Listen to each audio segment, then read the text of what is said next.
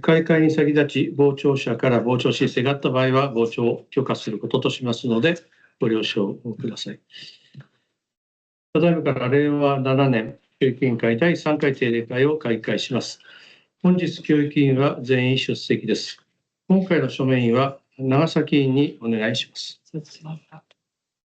れでは日程第一、議案事項に入ります。議案第6号、教育に関する議案に対する教育委員会の意見聴取にかかる臨時代理の報告及び承認につきまして、子ども総務課長説明をお願いします。はい。それでは、資料に基づきましてご説明させていただきます。議案第6号、教育に関する議案に対する教育委員会の意見聴取に関わる臨時代理の報告及び承認についてでございます。去年、第1回区議会定例会の方に提案しました、教育に関する議案につきまして、今回、議案名、補正予算、一般関係補正予算から1、2、3、4、6件、千代田区立少年自然の家条例まで、合わせて6件でございます。内容につきましては、先日の第2回の教育委員会の方の秘密会の方でご報告させていただいた内容となってございます。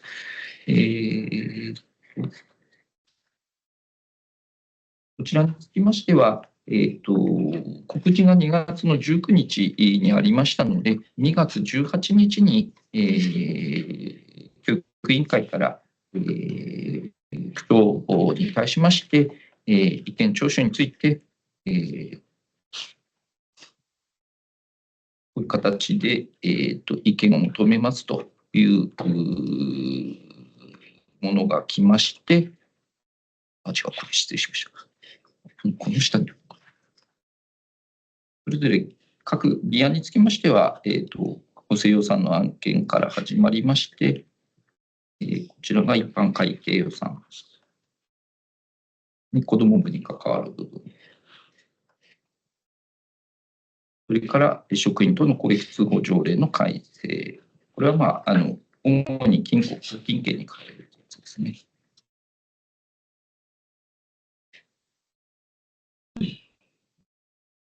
それから、幼稚園教職員の勤務時間休暇等に関する条例の改正ですね。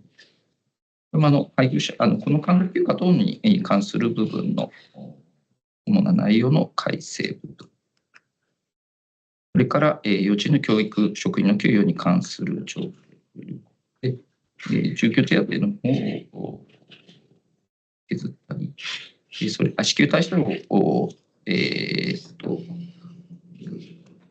高齢層の職員の能力及び経験の活用のために、定年前の再任用と暫定再任用について、住居手当の支給対象とするように改めた。それから、少年自然の家条例の改正ということで、別表中の、命令軽井沢と違います。失礼しました。軽井沢少年自然の家施設の部分の方を、削除をする内容となってございます。これだ。失礼しました。で今回、区長から、そのような、ご意見の聴取についての回答ということで、2月18日付で、教育長の権限を持って区長に返答したという内容になってございます。こちらについて、ご議決いただきますようお願いいたします。説明は以上でございます。この件に関しましてご質問等ありましたらお願いいたします。よろしいでしょうか。は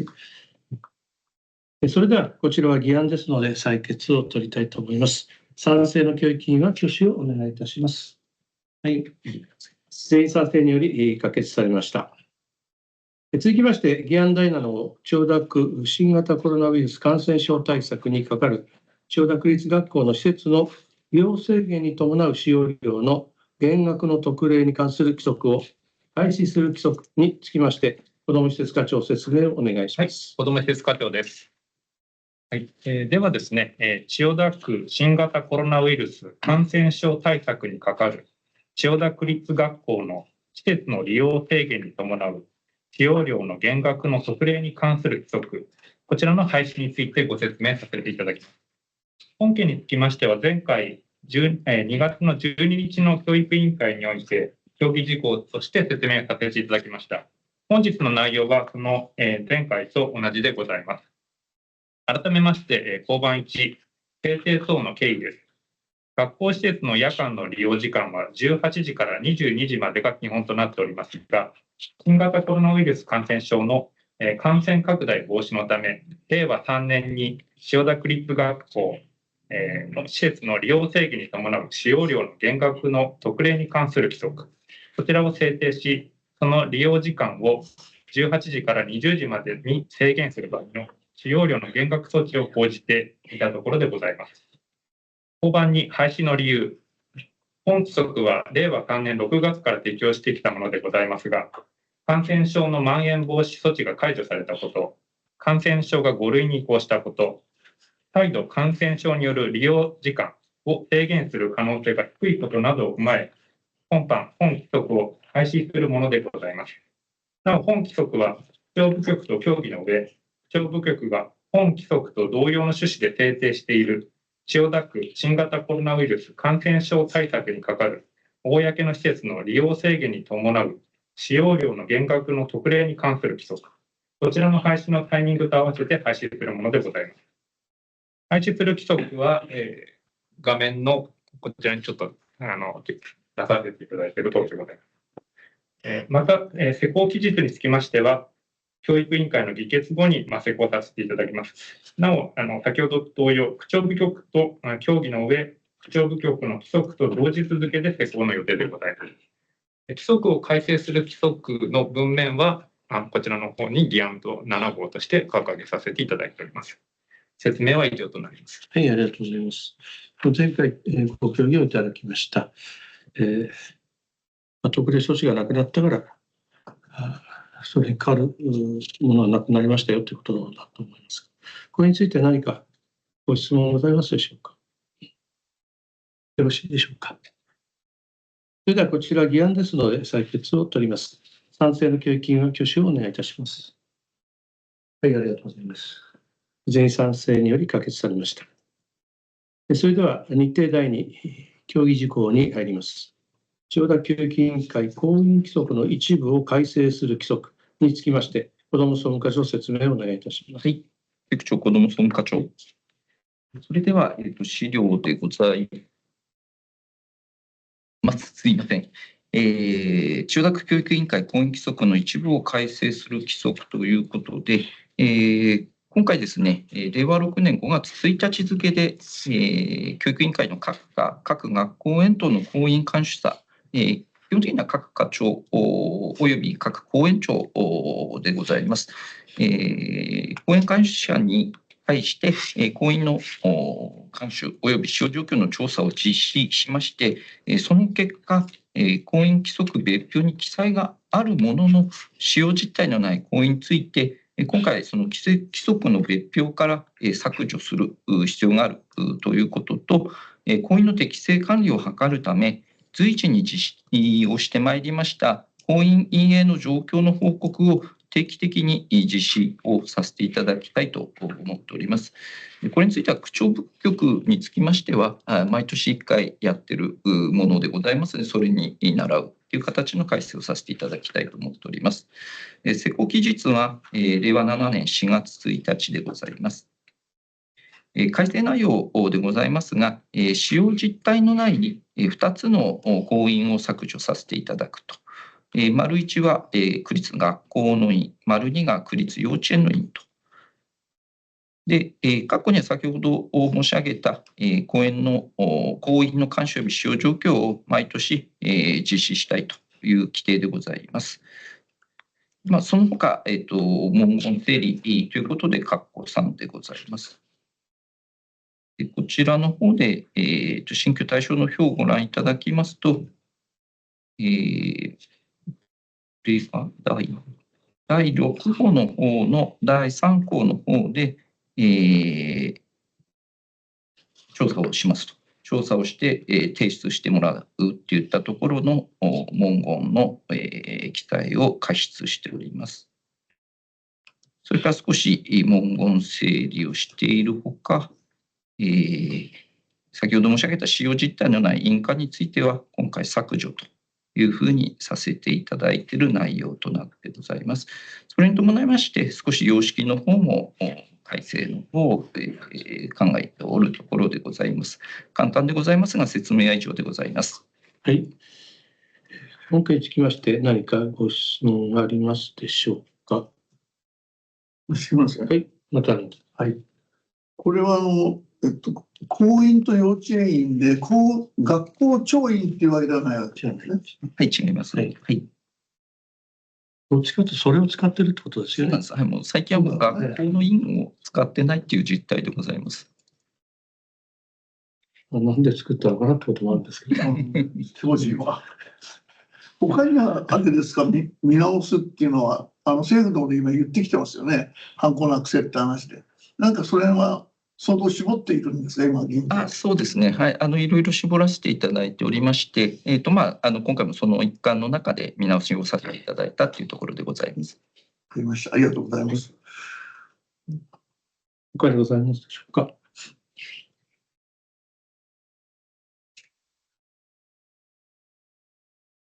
よろしいでしょうか。はい。それでは本件については次回議案として提出をさせていただきます。よろしくお願いします。それでは、続きまして、令和7年度教育委員会に関する事務の管理及び執行の状況の点検及び評価の実施につきまして、子ども総務課長、説明をお願いします。はい、教育長、子ども総務課長。はい、それでは、ご覧の資料でございます。来年度の教育に関する事務の管理及び執行の状況の点検及び評価の実施についてということで、略称は教育の点検評価というふうに言わせていただいております。で、来年度に向けての、方向性ということで、10月に、今年、令和6年度の10月に令和5年度分の見直しを議案ということでご議決賜ったところでございます。そちらにつきまして来年度分少し方向を今までと変えるというお話の方もさせていただきましたので、その方向を変える部分について説明の方させていただければと思っております。委員の方々につきましては、令和5年の7月から令和8年の3月までですので、委員の方々には特段変更ございません。で、4番の令和7年度の方向性でございます。決算の時に使用しております、主要施策の成果を用いて点検及び評価を行うという方向性は変わりはございません。で、括弧2のところでございますが、来年度は、主要な事務事業について定量的な指標を設けて、点検評価をしたいと思っております。それが、はい、文部科学省の方から、この少子化の進展を踏まえた予算の効率化と教育の質の向上というものの資料の中に、この KPI 第2段階というところなんですが、ここの上ですね、地方自治体の点検評価において、定量的指標を盛り込んでいる割合、2024年度までに 100% という国の目標がございます。で、これに基づいて、令和7年度、ちょっと1年遅いんですが、定量的評価を盛り込まして実施をさせていただきたいというふうに思っております。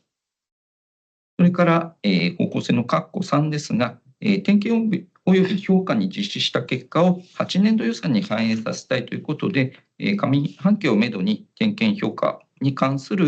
わる有識者会議を実施したいと考えております。それから、主要施策の成果から選定した事業ということで、今回は2事業を選ばせていただいております。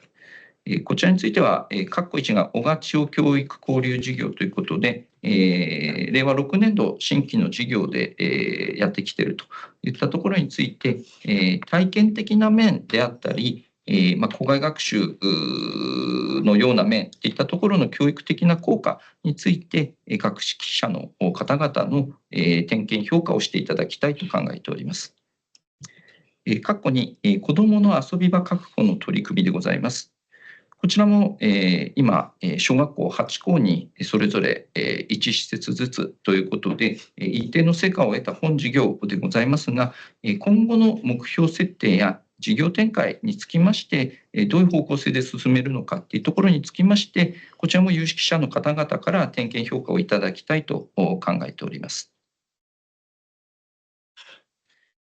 それから6番が定量的指標を用いての点検及び評価でございます。先ほどの文部科学省の資料に基づきまして、この定量的指標として以下の5項目を考えております。全国学力学習状況調査の正答率、体力運動能力調査の体力合計点平均値、それから、ハイパー給与を用いた学級満足度の尺度、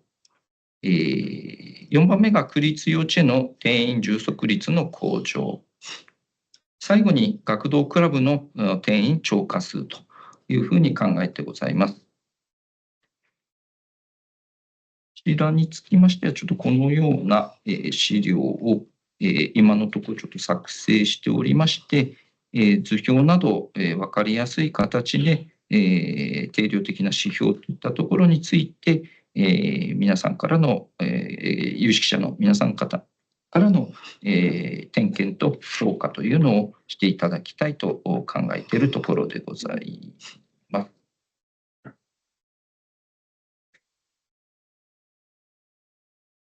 それから、今後の日程でございます。7番の方ですが、本日2月25日、実施方針及び実施項目を選定、これで協議をさせていただきまして、6月から7月の間に有識者会議を2回開催の予定をしております。で、9月中に教育委員会に審議を経て議案を提出させていただいて、10月中には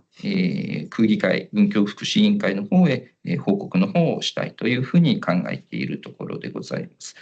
ですので、本日は協議をしまして、報告書が出来上がった段階で9月中に議案として提出をさせていただくという案件になってございます。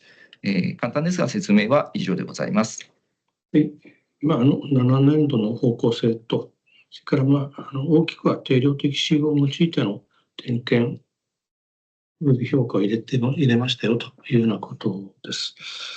これについて何かご質問ありましたらお願いいたします。いかがでしょうか。稲崎。定量的指標というのは、今、表を一覧見せていただいたんで、こういうふうに、きちんと、数字で表しなさいっていう文科省のお達しということで、という認識でいいでしょうか。はい、子ども総務課長。はい、子ども総務課長。はい、基本的にはその通りでございます。ただちょっと自治体によって取り組み方が違ったりもしてまして、例えば、ある自治体ですと、前年度よりも高い数値とか、そのように書いてある自治体もあったりしますので、ちょっと書き方についてはちょっと我々そのあたりはもう少し工夫をして表記の方させていただきたいなと思っております。ただ千代田区として昨年とか一昨年よりどうだったっていうところが見て取れるようにっていう。はい、その通りですね。はい、わかりました。ありがとうございます。これらは大体数字で出しやすいというか出しにくい教育いっぱいありますけど、それについては数字でも出てるし、公表しているものもありますので、その辺の定量的な使用を取り入れていこうというようなことです。他にございますでしょうか。じゃあもう一点。はい、これはあくまでも、今年度の成果を点検評価していただくことになると思うんですけれども、小川千代が選ばれていて、例えば7年度の実施の状況を委員の先生方が見られたりっていうもう6年度の情報だけで判断されるのか、それとも7年度のなんか取り組みみたいなのも多少こういう感じっていうのを実情を見ていただけるのか、その辺でどのような感じ小笠原にすみません、総課長。小笠原に一緒に見ていただくのちょっと今は難しいかなと思いますが、事前の取り組みだそうったりとか、ですね、そういったところは一緒に見ていただけるかなと思っております。今年ちょっとまた去年とは違った形でできるかなっていったところも考えておりますので、そういったところを有識者の方々に見ていただきながら点検評価をしていただくというところは考えていきたいと思います。はい、お願いし基本ます。的には6年度の評価なんだよね。はい、そうです。だけども、やってる途中でもう実績があれば、それも一緒に見てもらうと。そうすると、7年度の実績の評価も、評価、文章には出さないと思うんですけども、8年度に向けてとか、やっぱり大いに参考になるんじゃないかなと思って、そういう考えで見てもらえる。他にいかがでしょうか。よろしいでしょうか。はい。それでは日程第3、報告事項に入ります。富士見2丁目広場の閉鎖時期及び再開発ビルへの入居施設の検討状況につきまして、子ども総務課長説明をお願いします。局長、子ども総務課長。それでは、富士見2丁目広場の閉鎖と、再開発ビルへの入居施設の検討状況ということで、場所はどちらかと申し上げますと、以前、富士見福祉会館や富士見の児童館があった場所になります。こちらにつきまして、今回、ちょっと再開発の方が動き始めるといったところもありまして、そちらのご報告となります。再開発事業の概要でございますが、これまでの主な経緯ということで、平成26年の6月には、富士見2丁目3番街区の準備組合が設立をしまして、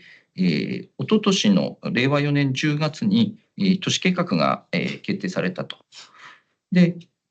去年の8月、令和6年8月ですが、組合の設立の認可が下りたというところでございます。こちらの敷地、A 敷地、B 敷地と2つに分かれた計画となっております。ここの敷地が、こうなりますよと。A 敷地が大きくて、B 敷地がちっちゃい敷地となります。下はこれ断面図になります。具体的には A 敷地、B 敷地合わせて 0.5 ヘクタールでございます。それぞれ建築面積、敷地面積のまた延べ床、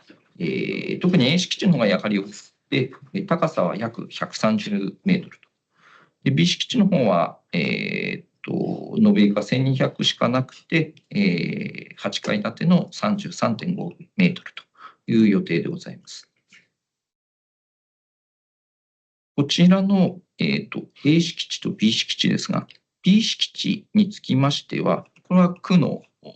所有する土地、今ある土地の方の再編で、B 敷地は全部区の所有するものとなります。で A 敷地の方は、ここの緑のところが地域コミュニティ施設となっているところです。こちらが区の床になる部分でございます。で今後のスケジュールでございますが、令和7年、権利返還の計画認可をいただいた後、令和8年に、建築工事の着工、そして11年に、竣工という予定でございます。それから、先ほどの富士見福祉会館や児童館があった場所に今、富士見2丁目広場ということで、21年の12月には、富士見福祉会館が閉館、22年の3月には児童館が閉館と。で、その後、令和2年の2月に、再開発までの暫定広場ということで、開設を、しております。でこちらを再開発が進むということで、令和7年の6月2日に、閉鎖を、予定しております。3月の5日号の広報誌またホームページ等で、お知らせをさせていただくものとなります。でちなみに、資材置き場として活用するということですので、こちらの活用はもう一旦を閉めるとできないという状況でございます。それから、先ほどの入居施設の検討状況ということで、区有地等活用検討会という会議体が区の方にございます。そちらの中でさまざま検討の方をしております。令和4年の7月には、区役所の中での需要調査の結果を踏まえて、地域包括支援センター等の設置を念頭にしていくと。令和5年1月には、B 敷地の建物をすべてと A 敷地の建物の一部を取得する方向性を確認しました。令和6年9月に、再度、区役所の中の需要調査の結果を踏まえ、地域包括支援センターのほか、学童クラブの設置を念頭に検討していく方向性を確認しました。そして今年の2月、今月でございます。再度開かれまして、児童家庭支援センターとの機能の移転先、そして A 敷地の建物の保留地の取得も視野に検討を進めていく方向性を確認しました。ちなみに保留地というのは先ほどのこのピンクのところになります。この最近は再開発するときに子育て支援施設を設けるで、容積を高くするといったところが認められてますので、その中の床をですね、区の方で、取得するなりっていうのを考えておりまして、そこを進めていく方向性で考えております。現段階の検討ということで、権利証ということで、もともと区が所有しているところには、地域包括支援センターや学童クラブの設置を中心に検討しております。2番の保留証ということで、今申し上げた児童家庭支援センターや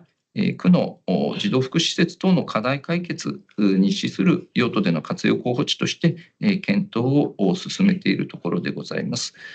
これをすることで、今 PMO に暫定的に移転をした児童家庭支援センター、また児童家庭支援センターの一部の機能と、あと神田桜館の方にも残っておりますので、それをもう一回一体化できるような形でできるか。でそれと、例えば、桜キッズ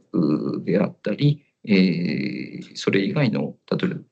児童福祉に関する施設であったり、また、教育研究所などの、相談窓口を一本化するといったところも含めて、いろいろ部内を含め区役所の中で検討しているという方向性でございます。方ですが、説明は以上でございます。はい。何かご質問ありましたらお願いいたします。すみません。はい、また例これA 敷地と B 敷地っていうのは、これつながってるんですか？つながってないです。ないんですか？地図上に赤くこうなってるようですけど、はい。また別々の建物なわけですね。そうですね。はい。その通りでございます。真ん中のグレーのところですね。そうですね。はい。A 敷地とB 敷地、地下でもつながってませんので。路地ですよね、これね。そうですね。ね、そんなもの。そうですか。それとあと近くに東京大自由さあるんですけども、大自由さのにはもう事前にその計画はお話しているかと思います。こちらは以前、今再開発組合の理事長が、以前連合長会長をやられてた方ではあらせますので、そういった情報提供はまちづくり部隊の方でやってるかと思います。そうですか。はい、今その大自由の参道をね、あそこ参道になるわけですよね。いろいろ整備しようっていうことでいろいろ伊勢からお店呼んだりなんかしてるんですけども、そのところを了解得ていただいてるのはあれですけども、わかりました。そうするとこの建物は区の所有部分はコミュニティセンターですか、そういうのになるんでしょうけども、民間が持ってるところはあれなんですが、1階はどんな形なんですかね。はい、子ども保護庁。はい。1階については本当にエントランスになると。はい。でそこから上の方が多分これ2階、3階の部分、2階の方が地域コミュニティ施設で、3階の方が子育て支援施設になると聞いてございますが、そこについてのアクセスについてはちょっとこれからいろいろ図面を見させていただきながらいろいろ配慮しなければいけないこともあろうと思います、セキュリティの関係で。そのあたりを確認しながらどういった施設にしていくのかといったところも検討させていただきたいと思っております。そうですか、わかりました。あそこはすいません、私が素人を見るとそんなに広い土地じゃないとか広い道路じゃないですよね。あそこにこの21階ですか、何階だか。そうですね、21階21階がこれ立っちゃうんだ、あそこで。多分全面道路も広くするかと思いますので、はい。はい、わかりました。他にございますでしょうか。はい。はい、水。すみません。保留省の児童福祉施設等の課題解決に資する用途っていうのは、例えば、放課後デイサービスとかそういうものはその中に入りますか？はい、いろいろ検討の方をさせていただきたいと思っております。ちょっと何がどうできるのか、また事務所の作りですと用途変更をしなければいけないっていう部分もあったりもしますので、そういったところが何がどうできるのか、建物の使用をしないでまた変わってきますので、ちょっとそれについては様々検討の方させていただきたいと思いますが、今おっしゃっている放課後デイとかを入れたくないわけではなくて、当然それも視野に入れて検討の方させていただきます。よろしくお願いします。他にございますか。はい、はい、皆さん。ちょっと教育委員会とは離れるかもしれない。地域包括支援センターっていうのは、今でいうどういった機能？今ので、はい、はい、今、生き生きプラザ一番町と、あと、神田連着、はい、の方にあります、社会福祉士さんであったり介護士さんとかが拠点としている、施設で、そこに行けば何か自分の介護高齢者であったりを介護しているときに相談をできる窓口になる拠点ということで、人口8000人あたり、高齢者の人口8000人あたり1拠点がないとダメだということで、そろそろ麹町がもう生き生きプラザだけではちょっと人口が増えてきてるっていったところもあって、もう一点富士見の方に拠点を構えたいというような福祉部の事情があると聞いております。わかりました。ありがとうございます。はい。児童福祉関係の施設はね、やっぱり区有地じゃないとなかなかね、今の PM もそうだけどなかなかできにくいので、その分は貴重な場所かなというふうに思ってますね。要望を聞いてもらいながらね、教育委員会のね、そうですね。はい、ぜひこの候補として入れていければなというふうに思ってます。PM をずっと借りるわけじゃないですからね、期限がありますので。他によろしいでしょうか、ご質問大丈夫ですか。はい。はい、では次に行きます。続きまして、いじめ不登校白鳥教室の状況、令和7年の1月ですね、につきまして、指導課長、説明をお願いします。教育長指導課長です。それでは令和7年1月のいじめ不登校白鳥教室の状況についてご報告申し上げます。まず、いじめについてです。12月からの継続事案につきましては、23件、1月の新規としましては3件ございます。そのため、1月末現在で未解消が26件、令和6年度の累計としましては41件となります。1月末現在の不登校者数につきましては、小学校では29名、中学校、中等教育学校で45名、合計で74名です。本年度の累計としましては78名となります。各学校に対しては不登校傾向にある児童生徒に対してしっかり連絡を取るよう、助言をしているところです。最後に白鳥教室の利用状況です。1月の利用者数としましては24名、新規登録者が5名いました。1月末までの登録者数は41名となります。引き続きですね、各学校との連携を進めてまいりたいというふうに思います。本件についての報告は以上です。はい、ありがとうございます。これについて、特に不登校については昨年の同じ時期と比べて、かなり減っているのではないかなと思います。教育指導課長です。はい、指導課長。現在、累計としまして、現在74っていう、累計としては78、変更もいますので、今74名いるんですが、昨年度の同時期に言いますと90名いましたので、だいぶかなり人数としては減っているという状況にあります。ご質問あったらお願いします。いじめの案件については、特に本年度重大事態っていうのは、はい、教育指導課長。本年度重大事態として扱う案件としてはございません。はい。質問他になるでしょうか、大丈夫でしょうか。はい。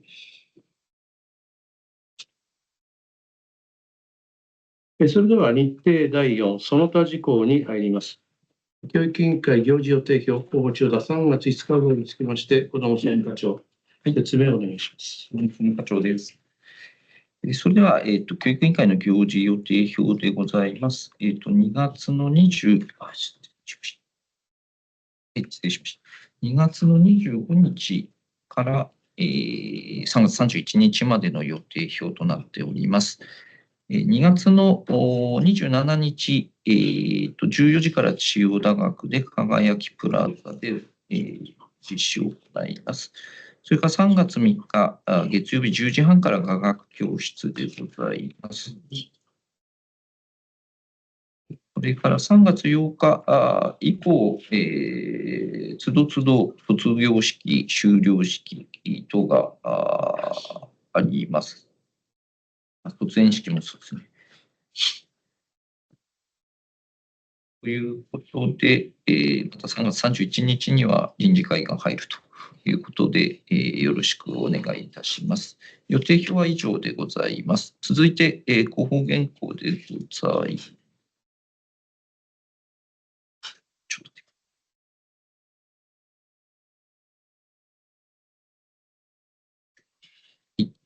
3月5日後の候補千代田でございますが、子ども部の案件は2つでございます。子育て推進課の児童手当の制度改正に伴う申請。2番目が、児童家庭支援センターの子育てサポートの利用会員の登録説明会を実施するというもので、他16件につきましては、文化振興課、それと障害学習スポーツ課のお知らせ記事と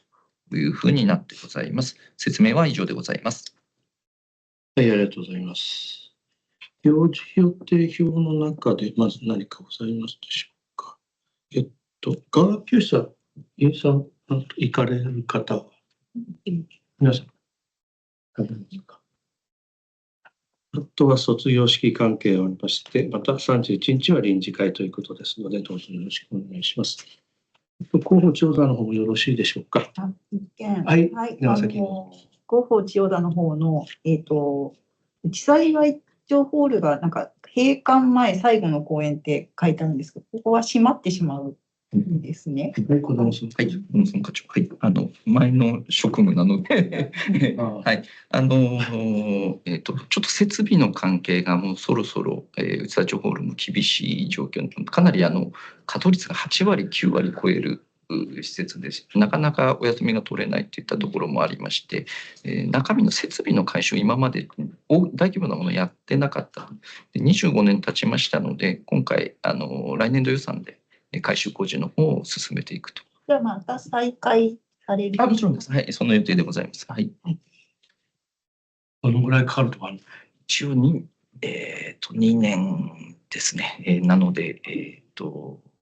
7、8で、9年度にまたこけら落としになるかなと思います。ありがとうございます。はい、他にございますか？よろしいですか？すみません。はい後でいいんですけど、は千代田学の終わり時間が分かったら教えてほしい。今わかるかな？まだ指導課長。要項を渡してない。指導課長。一応、予定を予定しておりますので、またちょっと公聴会と確認いたしまして、正式なものはすぐお送りいたします。お願いします。ありがとうございます。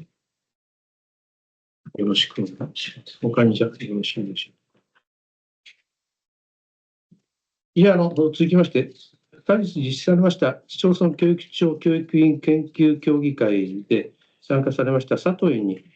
口頭でご報告をお願いしたいというふうによろしいでしょうか。はい。はい、じゃあお願いします。はい。第1部と第2部と分かれておりまして、まず第1部の方が、いじめについての検討する班に行きました。で、いろいろ各自治体からお話が出たんですが、子ども同士は解決していても、保護者が出てきて、加害児童を被害児童に近寄らないように監視をつけさせたりして、卒業時に逆に加害児童側から自由を奪われたとして訴えられることがあったりと、子どもが解決していても親が出てきてこじらせることが多いという意見が多数寄せられました。一方、教育委員の立場として学校の先生が子ども同士が解決していればそれで良いとしてしまう場合も自治体もあって、それで本当に良いのかということで今話し合いをしているという自治体もありました。で、皆さんのお話の結果、いじめが起きたら個々のケアも必要なのと、あと学級力が大切だという話で時間が終わりました。あと、2番目の地域力についてで、学校運営連絡協議会とコミュニティスクール運営協議会についての話が中心でした。コミュニティスクール運営協議会になかなか移行できない、どうやって移行したらいいのかということがそれぞれ言われてきました。で、あと、移行したところがあったんですが、そこは移行したら、今度肝心な学校運営の話より、イベントの話が中心になってしまって、集まればこのイベントをどうしようとかっていう話になってしまって、なかなか学校運営の話ができなくなってしまったというお話をいただきました。あと、その運営協議会のメンバーについては、学校ごとに選んでいるので、いろんなしがらみで呼ばざるを得ないメンバーもいて、前校長先生がいつまでもメンバーになっていたりすると、現校長先生の学校運営の話がなかなか学校経営の話ができなく、やりづらくなってしまっているので、どうかということも言われていました。